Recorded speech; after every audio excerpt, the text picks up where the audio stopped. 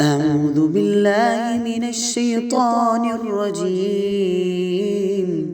بسم الله الرحمن الرحيم. يا أيها الذين آمنوا كتب عليكم الصيام كما كتب على الذين من قبلكم لعلكم تتقون أياما معدودات، فمن كان منكم مريضا أو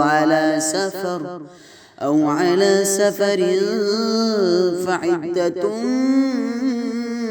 من أيام أخر، وعلى الذين يطيقونه فدية طعام مسكين، فمن تطوع خيرا فهو خير له، وأن تصوموا خيرا لكم إن كنتم تعلمون. شهر رمضان الذي أنزل فيه القرآن هدى للناس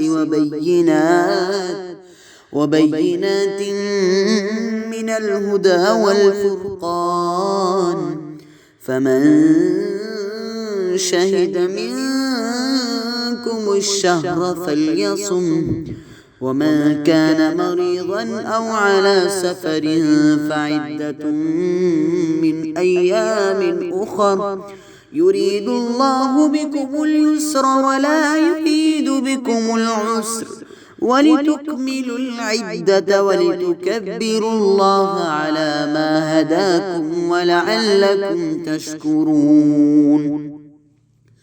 وإذا سألك عبادي عني فإني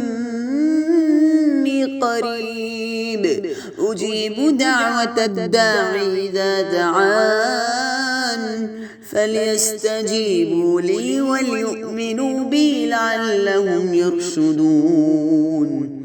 أحل لكم ليلة الصيام الرفث إلى نسائكم هن لباس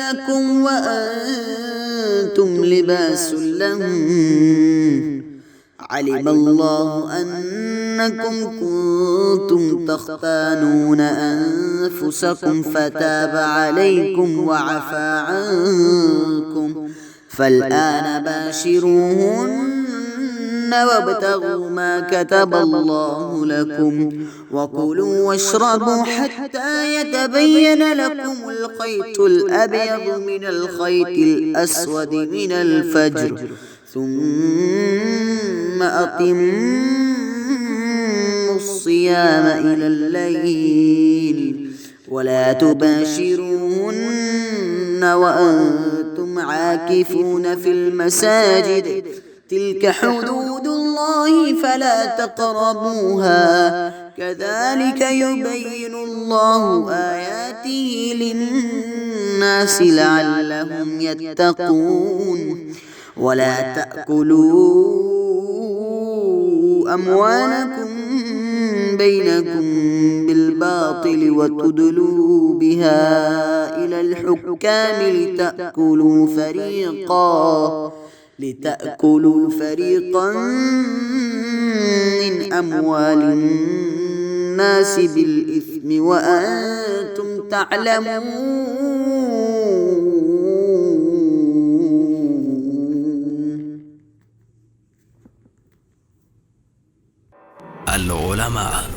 उलमा व अवाम में हाइल खलीज दूर करने की एक मुनफरिद काविश।